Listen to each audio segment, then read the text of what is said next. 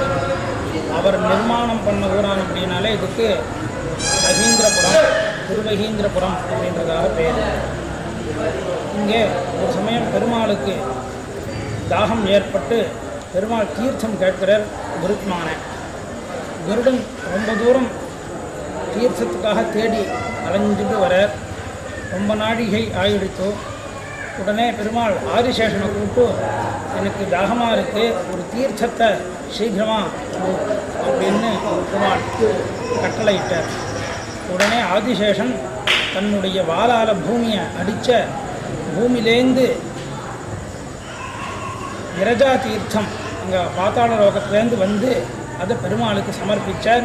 பெருமாள் அந்த தீர்த்தத்தை ஸ்வீகரிச்சுட்டார். இந்த கருத்மான் ரொம்ப தூரம் தீர்த்தத்தை தேடிட்டு போகிற, எங்கேயும் கிடைக்கல.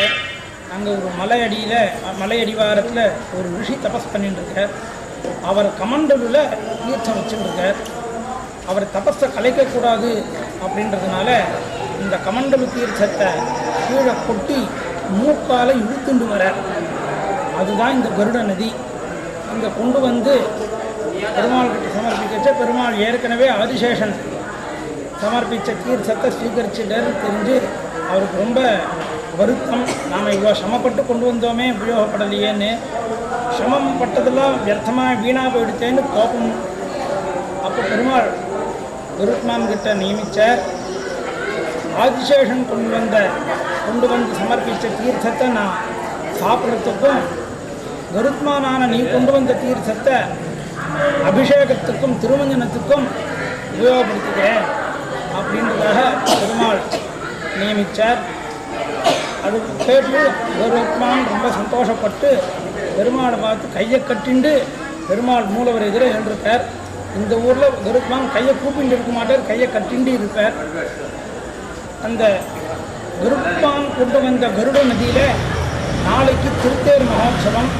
திருத்தேர் பெருமாள் மீது எழுந்தருளி வேதசாஸ்திரமுறையெல்லாம் கண்டருளி திருமஞ்சனம் கண்டருளி கருட நதியில் தீர்த்தவாரி நடக்கும். பெருமாள் கருத்மானுக்கு வரம் கொடுத்த பிரகாரம் நாளைக்கு கருட நதியில் தீர்த்தவாரி மகோத்சவம் நடைபெறுகிறது.